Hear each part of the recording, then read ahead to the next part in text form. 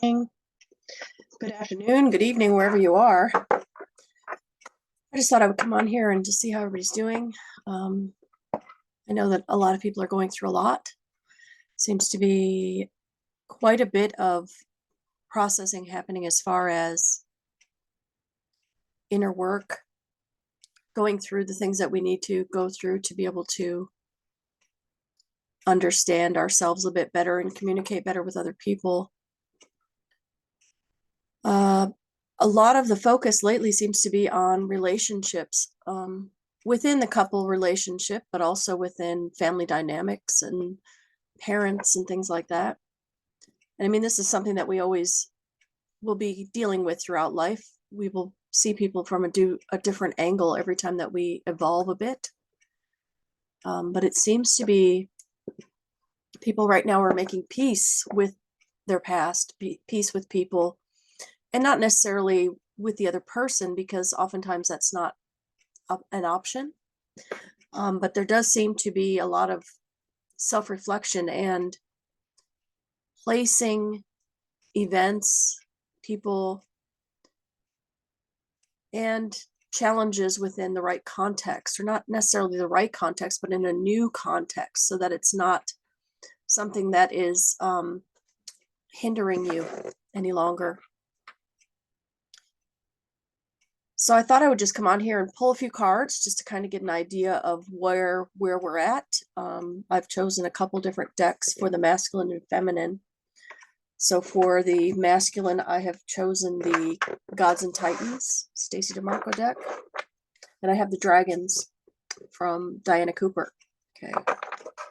It's the male energies. Not necessarily male, female, but just the energies, okay? So this is more active and movement type of thing. This is more inner work, inward and reflective, I guess would be the best way. So this is the Goddesses and Sirens, and also Stacey Demarco deck. And then I also have the Unicorn deck by Diana Cooper. Okay, so I'm just going to pull a couple different cards here and just kind of get an overall. So first I'm just going to go ahead and pull one of each of these. So I'll go ahead and I'll pull the masculine first and see what the overall energy is here. Oh, that's beautiful. Of course it is. And I'm going to pull one for the female, feminine energies, I should say. Go. All right. Renewal. And then we have faith, sorry. Okay, this is really actually quite perfect. So we're going through a phase now. We've gone through this, the suppression of the feminine and then the rising of the feminine. And then we've gone through a big part of this has been a blame thing.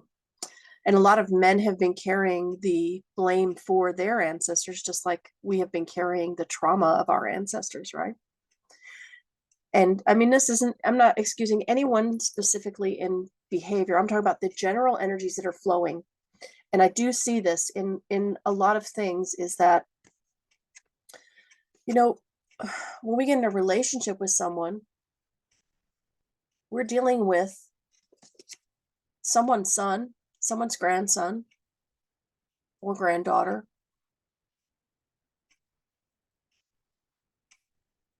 Someone's child who has had a lifetime that we don't know about, because oftentimes we don't talk about these things. And in order for us to do our healing work in a relationship, we oftentimes put on the armor and go towards them to try to do the healing work that we need to do ourselves, right? And it's, again, it can be a male, female, dynamic. It's nothing to do with the sex or gender. Okay, this is about the energies, masculine energies, movement, form, that type of thing, and feminine energies, the introversion, the intuition, that type of thing. But what this is representative to me of is when we get into a relationship, and it doesn't matter who the person is, I'm talking about, okay, so if I say I'm getting into a relationship, when I get in a relationship, when I started my relationship with my husband, I had a lot of damage and a lot of baggage and a lot of things that I didn't want to look at. So instead of looking at my own shit, I looked at his stuff and I pointed out his things because that's what I had known. That's what I had been trained, through society, through religion, through all these different things. That's how you make a relationship better, is to find out what's wrong with them and fix them, be whatever they needed, and um, pretty much just take on the mothering role.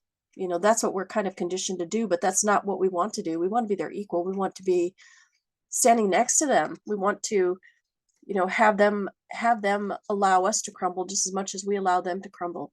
Okay. The only way for this type of healing to happen, though, is if you are both 100% honest. You have to be 100% honest. My whole life, I knew that a relationship like the one that I have now existed. And I went through many, I wouldn't call them failures because I don't see it that way. I see it as growth. I see it as challenges and confrontations to my own beliefs and my own lack of love for myself. Okay. And again, this can be anyone that is going through these challenges, but what it is that when I became aware of the patterns, my pattern has always been to flee. It'll be, if it gets too hard, I'm out of here. I can't do it. And part of that is from my own childhood trauma, from relationship trauma, and from physical, sexual, emotional, psychological abuse all throughout my life. And it's embedded in a lot of places, in a lot of society, in a lot of areas, and when you grow up thinking that's normal, you normalize the behavior, you engage in that behavior, and you start to find ways of coping within that system. You try to find ways of manipulation to be able to get what you need, because you can't find a way to get it that is offered freely. And so you start to use manipulation. You use coercion. You use your sexuality in an unhealthy way. You use your pain as an outlet to hurt other people. You're always trying to get one up. It's always like, who's holding the best. I can always say the last thing that'll just get him. I'll just get him. That's who I used to be. And I'm not like that anymore. I've looked inside and I've gone through a lot of processing, and not only just within my own personal relationship, but in my interpersonal relationships with people, with friends, with, acquaintances, people I worked for or with, or, old bosses, things like that. And you get to a stage where you start to really look inside to find out why you are addicted to pain. And I know I was addicted to pain. I was addicted to the cycle of abuse, because it was what I was used to. It was what I was, what was presented to me as what the world was, because that's how things were around me when I was growing up. And this was in the 70s when a lot of this thought forms were processed for me. And then you go through, with your family dynamic, you go through all of the ins and outs of what that's going to be for you when you get older. And being one of, 8 children and 2 stepchildren, well, 3 stepchildren, we had a lot of lessons, a lot of challenges, and a lot of love.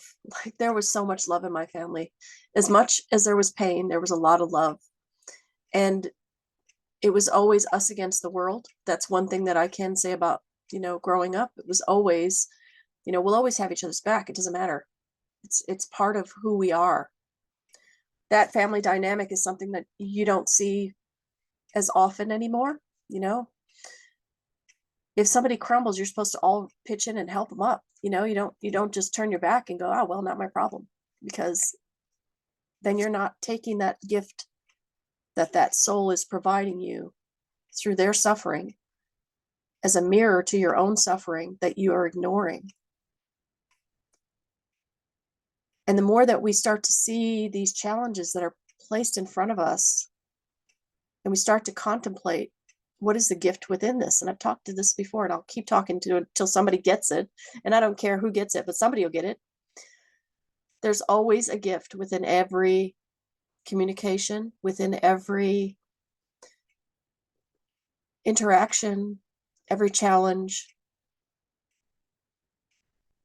It's constant learning. Like, we're here constantly learning how to find out who we are again. You know, we come here, completely forget who we are, go as far away from source as we can, dive down into some of the deepest, darkest places that we can explore, to experience that feeling, the emotion, the interaction, the power, the darkness, the light. You know, we come here to learn all those things, but we definitely fall as far as we possibly can, all the way down into the darkest reaches of what we feel that we can handle in this lifetime, you know. And I've gone there. I've gone very far down, and it was a long time coming back out. And now that I'm back out, it's time for me to share that journey. So that's why I'm doing these videos, to try and, you know, kind of give people an idea of the overall energies that are happening. And it's not just within my life, it's within, you know, within the collective. And I'm seeing a lot more of this within my clients that I'm dealing with, and with students and things, and also with people around me. Some of the things that, you know, come up with this renewal card, you know, and these together, I mean, you can't get much more clear than this, you know. Yes, we can help them back up. We can stand them upright. That's fine. But then they have to do the work themselves in their own time when they're ready. We can't force it. We can't ignore our pain and put on armor to try to attack their pain. You know, we've got to stop blaming the masculine for everything that's gone wrong in this world. We've enabled, we've manipulated, we have also been an issue, okay? We have not put up boundaries. We have played the victim. We have played helpless. You know, we expect everything, and oftentimes don't want to give. You know, and I understand that there's a lot of pain and a lot of things that go along with this, but that's then. This is now. What are we going to do now to move forward? What are we going to do for our children, so we don't still have this big rift between masculine and feminine energies? You know, if we keep showing that toxic masculine and feminine energy, we'll never come to peace with what we have inside of ourselves, because we carry both. So when we're projecting onto our partner, and let's say, like for me, if I was projecting onto my partner, a lot of that pain was because of my own hiding from my own masculine energy. You know, I was hiding. Not only did I distrust the masculine energy, I distrusted feminine energy as well, because what had been modeled for me as feminine was just as toxic. Okay. And so it was always projecting it outward, you know. And I know this with other relationships. I've pondered, and I sit and I go over my past relationships to find out what the lessons were. And honestly, I have no hard feelings for anybody on this planet, or even people who have passed, you know, and that includes people who have, you know, forced their way with me, who've raped me, because I'm not going to carry that. I'm not going to carry that in my body anymore. I'm not going to carry that, their pain. You know, they need to be at rest as well. And I am fortunate in the way that, having had so many concussions and having had, you know, so many near-death experiences with growing up with asthma before they had inhalers and things like that, and, you know, being knocked unconscious many times. And I have been fortunate that I have been in contact with the other side since I was little, you know. And even before the concussions, I would have visitations, and I would have lessons being taught to me from nature. I used to love sitting under the moss out by the tree by our pond in our woods in Wisconsin. I could sit there for hours, and I was getting lessons from nature, from the great mother, you know. And that's kind of been taken away from us. We don't really do those things anymore. And it's really been hitting home lately. It's really been I've been really looking at my childhood and my life and sorting out, like, you don't keep all the pain. You don't keep only the pain. You have to actually look at the beauty that was there as well, because anytime there's a, a big massive pain, there's going to be a big mass of lesson or learning or love or gift.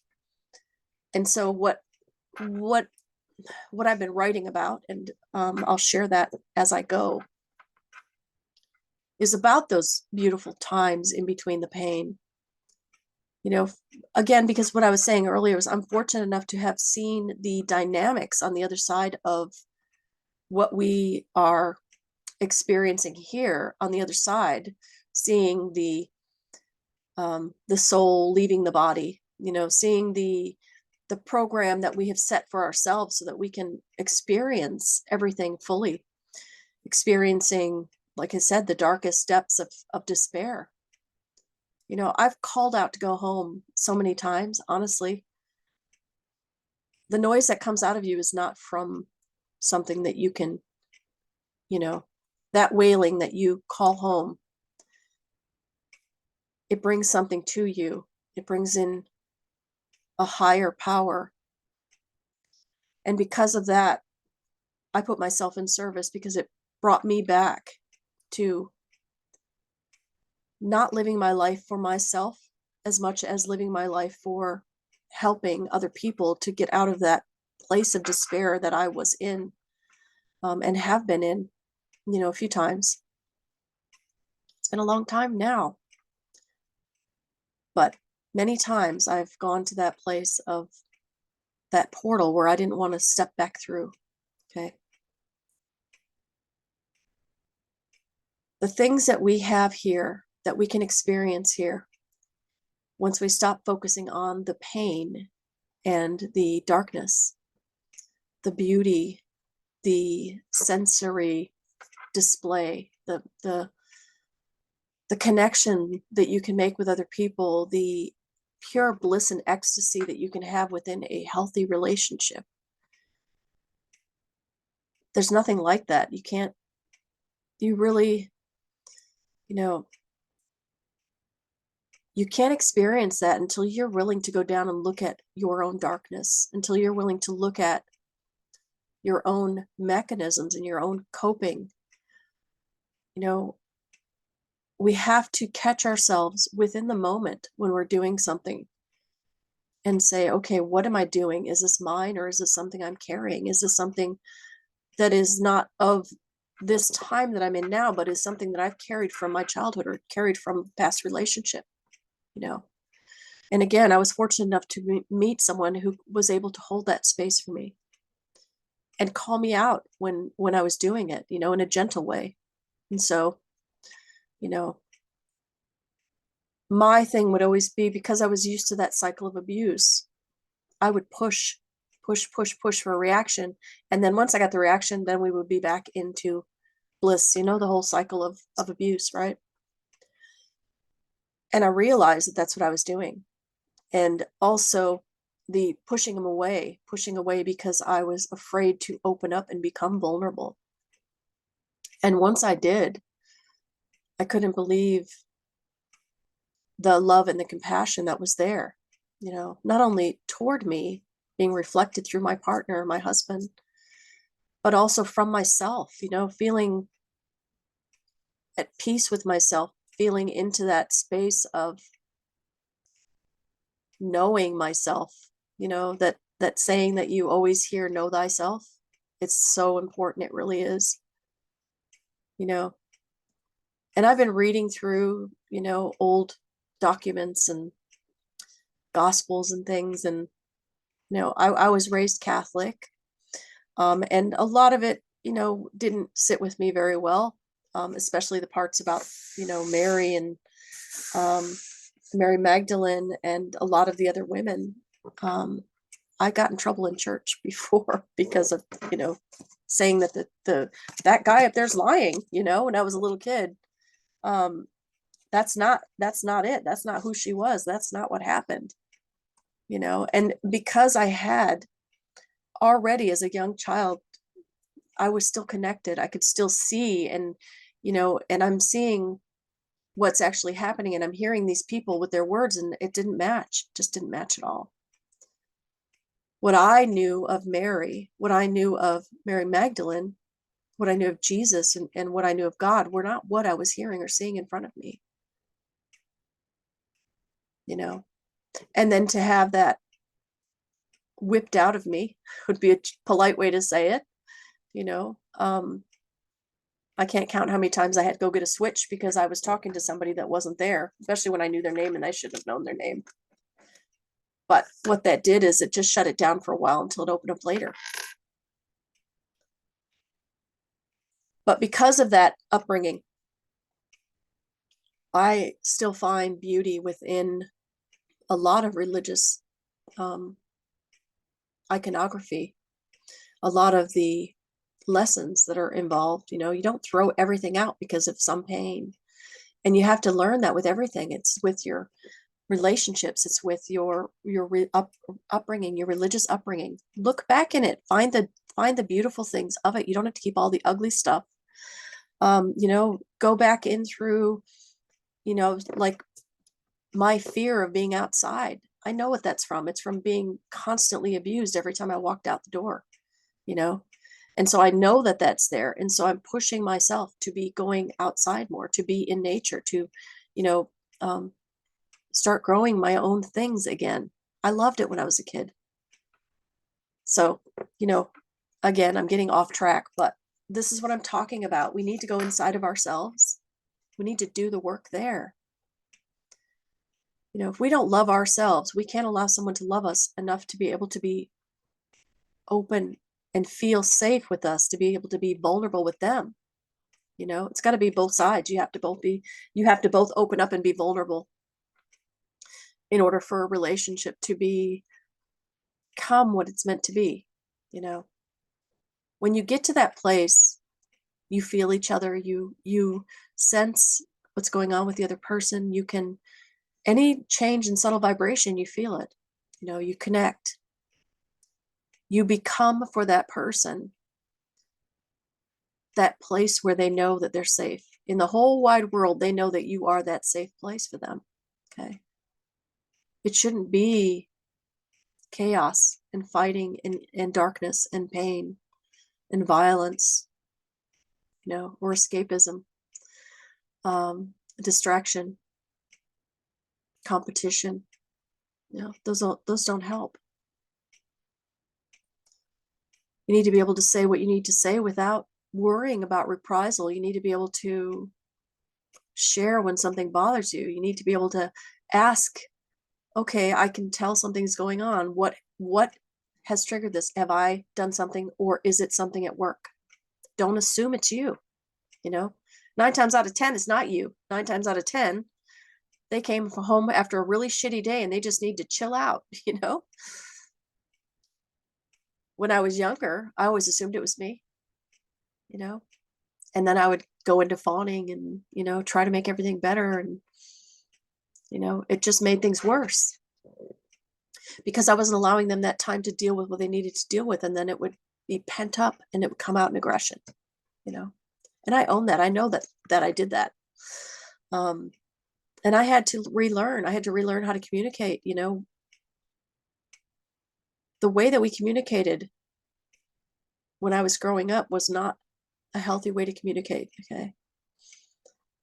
And it got a lot worse as I got older because I got angrier. The more angry I got, the more bitchy, I guess would be the best way to say it. And it was always fun to have a battle of the wits with my family. We always had fun, poking jabs at each other.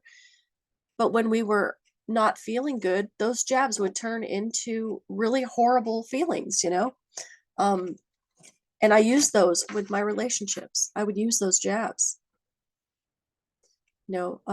say something and then say, oh, that's not what I meant, even though I knew damn well it's what I meant. And I had to own that. I had to really look into that and go deep inside and say, what am I doing? Is this what I want? Do I want that treatment to myself? Do I want my kid to pick up on that? Do I want any of my kids to pick up on that type of behavior? So it's a long process, but it can be done, you guys. It really can. So again, we can help pick them up. We can help put them back together, but not through force. It's through trust. It's through vulnerability. It's through allowing them to feel safe with what they tell us, not fucking telling anybody what they're sharing with us. That isn't for us to share. It's not for us to judge that incident or that event in their life. Okay. We're just supposed to be there and listen, be a witness to what their pain is. Don't try to fix it. Don't minimize it. Don't try to stop the pain. Just sit with them and let them share. Lie with them. Let them weep. They need that space. And if they don't get it at home, where are they getting it? And I had to learn this too. I'm not like telling people off here. I'm saying this is what I had to do, because I realized I wasn't being, that person that I knew I was, that I was from very young, where I've always been a forgiving and loving person ever since I was very small. But after a while, I started to get really bitter and angry. The person I am now is not who I was, 20, 30, 40 years ago. It's completely different. Okay. I'm closer now to who I was when I was little, when I was, very small, under 10. That's who I have become again. And that's what we need to do. If we want to make this world a better place, we really need to start working on ourselves, on our homes, on our families. Because if we're all doing that work and we're not worried about what everybody else is doing, we're changing everything, because we're changing the way that the children relate to each other. They're our future. What can we do for them? What can we do for them so that they don't have to go through the same stuff we did? It's time to change those patterns. It's time to reach down deep inside and say, I'm fucking in pain. I need help out of this hole. Can you help me? And if you don't have a partner, that's fine. Find yourself a group of friends who are there and will help you with that. Build your circle. If your family isn't going to be the ones that will do this with you, there are many people out there who also don't have family who are willing to look at that. Okay. But right now, it's a very powerful time, especially over the next 3 weeks, to really dig in and try, approach your partner, approach your brother or sister, your, cousin or whatever, even if it's an ex-partner. Make your peace, take ownership. It's really important that we take ownership of that. And if they've passed, you can still do it. It's not like it's something that can't be done. Oftentimes when you are willing to do this work, there's people that aren't. Okay. And you have to be okay with that, because you can't carry that for them either. Okay. No matter what the relationship is with the person, it could be a child, it could be a best friend, it could be, again, a relationship. It could be a parent. If they're not willing to do that work, you just have to still love them and let them be who they are. But you don't have to let it affect you. You don't have to let it be the bane of your existence. Okay. This transition point is about finding that balance within yourself of where you want to be, and then working and striving toward that. What is the world you want to create? What is the relationship you want to create? And can you create that within yourself so that you're in the right mindset to be able to attract the person that can do that work with you?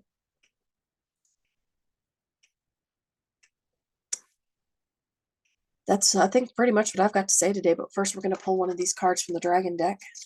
Okay, let's see here. Let's just do a little pulley pull.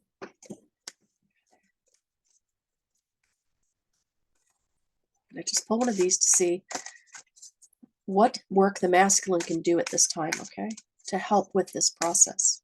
And this is the masculine energy again, okay?